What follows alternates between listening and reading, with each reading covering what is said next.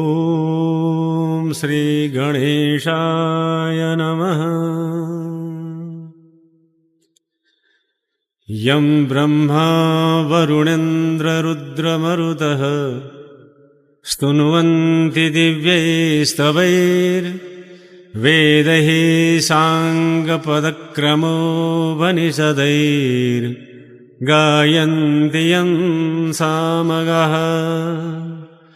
ध्यानावस्थिततद्गतेन मनसा पश्यन्ति यं योगिनो यस्यान्तं न विदुः सुरासुरगणा देवाय तस्मै नमः।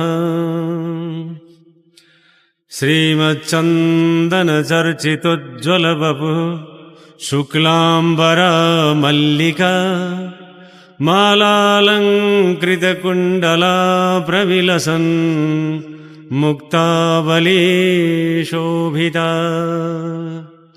सर्वज्ञाननिधानपुस्तकधरा रुद्राक्षमालाधरा वाग्देवी वदनाम्बुजे वसतु मे त्रैलोक्यमाता चिरम्। मूकं करोति वाचालं पङ्गुं लङ्घयते गिरिं यत्कृपातमहं वन्दे परमानन्दमाधवम्। नमो भगवते तस्मै व्यासायामिततेजसे यस्य प्रसादाद् वक्ष्यामि नारायणकथामिमाम्।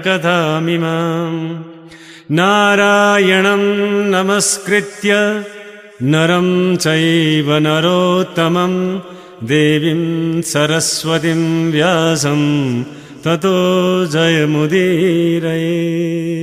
इस प्रकार मानिसको भाग्य कहाँ कसरी चम्कन्छ वा कसरी कहाँ झर्दछ यसको ठिक निधो कसैले गर्न सक्दैन।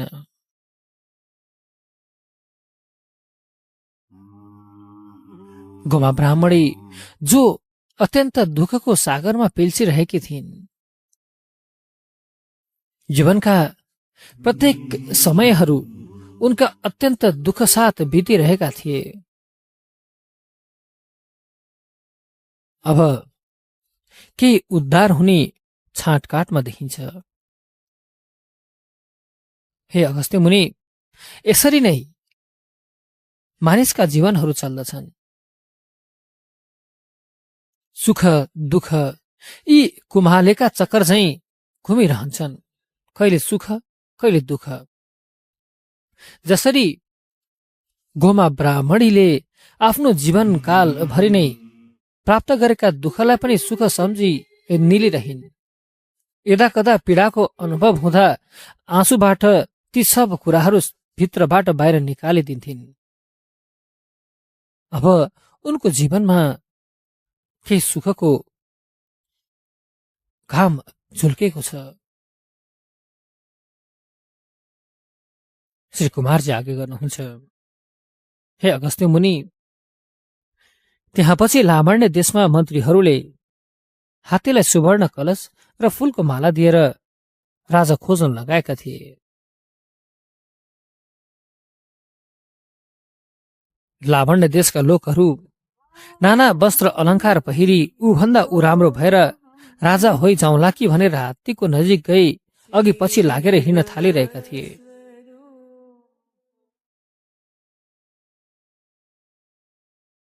नवराज ब्राह्मण पनि त्यहाँ पुगेर एउटा पुरानो पार्टीको मुनि सारा यी तमसाहरू हेरेर बसिरहेका थिए। लोकहरूको बीचमा अत्यन्त प्रतिस्पर्धा थियो।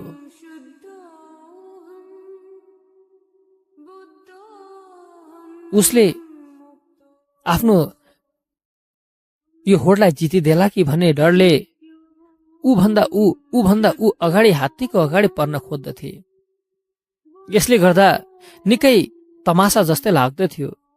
थक्काथक्की मुक्कामुक्की पनि हुँदथ्यो कहिलेकाहीँ। स्थिति यस्तोसम्म पर्न आयो कि राज सैनिकहरूले ती लोकहरूलाई कहिलेकाहीँ हटाउनु पनि पर्दथ्यो। तर हात्ती भने यी सबलाई ध्यान नदिई केवल अगाडि बढ्दै थियो। यतिकैमा जो हरिहर हात्तीमा प्रवेश गर्नुभएको थियो, नवराज ब्राह्मणका नजिकमा गई फूलको माला गहलामा पहिराई सुवर्णका कलशले अभिषेक गर्यो। यो देखि कति अर्काका भाग्यको डाहा गर्नेहरू भन्दछन्, हे लोक हो, हात्ती बौलायो, यस देशमा क्षत्रिय कोही छैनन् र यसले ब्राह्मणलाई अभिषेक गर्यो। यो भन्न थाले। हो हल्ला भयो, हल्ला खल्ला हुन थाल्यो। जो अघि तमासे झैं भई हात्तीका वरिपरि दगुर्न थालेका थिए, तिनीहरूले गुनासा गर्न थाले, कराउन थाले। हेर्दै कमजोर र अत्यन्त निरीह लाग्ने यो ब्राह्मण अब कसरी राजा हुन सक्दछ?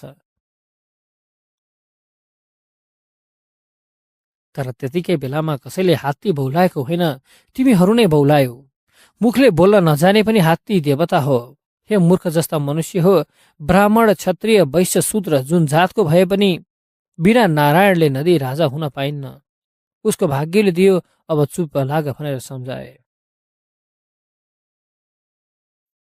तब हरिहर प्रवेश भइरहेको हात्तीले नवराजलाई सुडले उचाली आफ्ना कुम्भ स्थानमा राखी दरबारमा लग्यो। गुरु पुरोहितले नाना वस्त्र अलङ्कार पहिराई सम्पूर्ण सामग्री तयार पारी पूर्णघट अष्टमङ्गल गरी सुदिन हेराई त्यही शहरकी राजपुत्री लावण्यवतीलाई विधिपूर्वक नवराजसित विवाह पनि गराइदिए।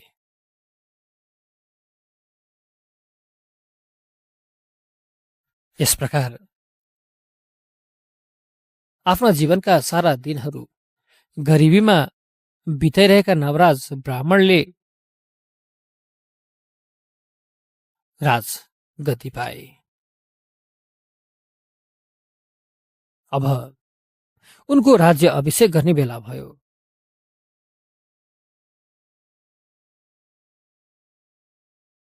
राजपुत्री लावण्यवती र नवराजलाई एकै स्थानमा राखी गुरु पुरोहितले राज्य अभिषेकको पूर्ण प्रक्रिया सुरु गरे। हे महाराज, अहिलेसम्म राज्य अभिषेक भएको छैन। सामग्री तयार छ, सुसमय निश्चय गरी अभिषेक लिनुहोस् भनेर भने। मन्त्रीहरूले यस प्रकारका सल्लाह उनलाई दिँदै थिए कि चाँडै नै राज्य अभिषेक भइहाल्नु पर्दछ। तब नवराज भन्दछन्, हे मन्त्री हो, मेरी माता महतारी छँदै अरूसँग म कसरी अभिषेक लिऊ? चन्द्रज्योति नगर बाहिर मेरो घर छ। त्यहाँ गोमा ब्राह्मणी नाम गरेकी मेरी माता छन्, तिनलाई लिन पठाऊ। यस्तो आज्ञा पाएपछि मन्त्री म जान्छु भनेर नाना वस्त्र अलङ्कार लिए फौज समेत भएर चन्द्रज्योति नगरमा गए। अनि गोमा ब्राह्मणीलाई भेटी प्रणाम गरी भने, हे राजमाता, तपाईका पुत्र नवराज लावण्य देशका राजा भए। म उनको मन्त्री हुँ। उहाँले तपाईलाई लिन पठाउँदा म यहाँ आइपुगे। मन्त्रीले बिन्ती गरे, वस्त्र अलङ्कार पाल्की ल्याएको छ, पहिरेर सवारी होस्। यस्तो मन्त्रीको कुरा सुनेर खुसी भई वस्त्र अलङ्कार पहिरी गोमा लावण्य देशतर्फ लाग्न थाले। नगरभरि हल्ला खल्ला फैजियो। नवराज राजा भएका कुरा यसअघि नै त्यस नगरका मानिसले थाहा पाइसकेका थिए। बिस्तारै बिस्तारै बिस्तारै बिस्तारै गोमा ब्राह्मणीका त्यो छाप्रोको वरिपरि मानिसहरूको भिड बढ्दै गइरहेको थियो। जब चन्द्रज्योति नगरबाट गोमा ब्राह्मणी विदा हुने भइन्, त्यस नगरका स्त्रीहरूले चाल पाएर हतारिएर जाँदा कतिको कपालको केश फुकेका, कसैका छोराछोरी रोएका, कोही खाँदा खाँदै उठेर हिँडे। यसरी गोमा फौज समेत जान लागेकोदेखि हेर, स्त्री जाति भए पनि सधैँ अर्काको ढिकी जाँतो गरी दुःख सहेर बाँचिरहेकी थिइन्। आज राजमाता भइन्। भाग्यले मानिसलाई कहाँ पुर्याउँछ त्यो कसलाई के थाहा हुन्छ र? केही मानिसहरू कानी खुसी गर्दै थिए। हेर त अब कतिको उज्यालोदेखि कति तेज बढिएको छ गोमा ब्राह्मणीको।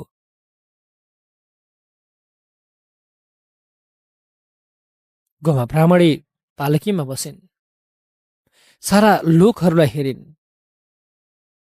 लोकहरूले हात हल्लाए। आफ्ना यजमानहरू जसले यतिन्जेलसम्म सहयोग गर्दै आइरहेका थिए, सारा उनीको समीपमा पुगिन्, सबलाई प्रणाम गरिन् र आफ्नो जीवनमा भएका ती दुःखका दिनहरूमा सहयोग गरे बापत सबैलाई धन्यवाद भनिन्। बिस्तारै बिस्तारै गोमा ब्राह्मणी लामण्डे देशतर्फ लागिन्। चन्द्रज्योति नगरका ती नगरवासीहरूको सबैको आँखामा आँसु थियो। त्यही पनि सबै यही भन्दै थिए, भाग्यले कसलाई कहाँ कसरी साथ दिन्छ के थाहा, सहनुपर्छ, दुःखमा सहेर नै सुख पाइन्छ। दुःखमा हातिएर सुख कहिले भोग गर्न पाइँदैन। दुःख नै सुखको सुरुवात हो। दुःखबाट नै सुख जन्मन्छ। प्रतीक्षा गरिरहे समयले सबैलाई त्यस कुराको अनुभूति गराइदिन्छ। हेर त गोमा ब्राह्मणी कति दुःख सहेर बसेकी थिइन्, कति पीडा थियो उनको मनमा। सानै उमेरमा 7 वर्षकी हुँदा 70 वर्षको वृद्धासँग बिहा भएको थियो। त्यो वृद्ध पनि छोडेर गई आफ्नो प्राण त्याग गरे।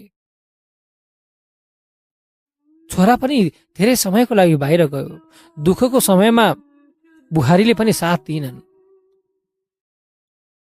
हेर त कति दुःख सहेर बसेकी थिइन् गोमा ब्राह्मणी, आज राजमाता भइन्। लोकहरू यसरी कुरा गर्दै थिए। बिस्तारै बिस्तारै गोमा ब्राह्मणीको पालकी पनि अगाडि बढ्न थाल्यो। उता गोमा ब्राह्मणी लावण्य देशको नजिकमा पुगी। नवराजले चाल पाई हात्ती घोडा रथ लगी गीत बाध्य गई गर्दै सिन्दूर यात्रा गरेर दरबारमा लगे। लोकहरूको बीचमा एक पर्व चाहिँ प्रसङ्ग थियो। सारा राजधानीहरू सिंगारिएका थिए। झलक पताकाहरू यत्रतत्र राखिएका थिए। जब गोमा ब्राह्मणी राज दरबारभित्र प्रवेश गरिन्, फूलको वर्षा भयो। उनले हिँड्ने हरेक पथमा फूल वर्षाइएका थिए।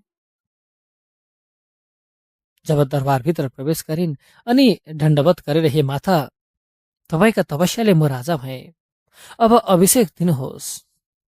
यस्तो नवराजले भनेपछि सुदिन ठहराई सुनको सिंहासनमा बसाली विधिपूर्वक नवराज र लावण्यवतीलाई एकसाथ राज्य अभिषेक दिइन्। राज्य अभिषेक समारोह सकेपछि गुरु पुरोहित सबैलाई भोजन गराई दक्षिणा दिएर विदा गरे। तब उपस्थित सारा जनहरू आफ्ना आश्रमतर्फ लागे। गोमा ब्राह्मणी यही नै सोच्दै थिइन्, वास्तवमा हो रहेछ, जीवन गुमालेको चक्र जस्तै रहेछ। कुन दिन के आइपर्दछ कसलाई के थाहा हुन्छ र। हे स्वस्थानी माता, हजुरको कृपाबाट मैले आज यस सुदिनलाई देख्न पाएँ, म धन्य रहेछु। हे परमेश्वर परमात्मा, म धन्य रहेछु। बारम्बार श्री स्वस्थानीलाई गोमा ब्राह्मणीले प्रणाम गर्दै भइन्। इति श्री स्कन्द पुराणे केदारखण्डे भाग महात्म्ये कुमार अगस्त्य संवादे श्री स्वस्थानी परमेश्वर्या व्रतकथाम नवराज राज्याभिषेकको नाम पंचविंश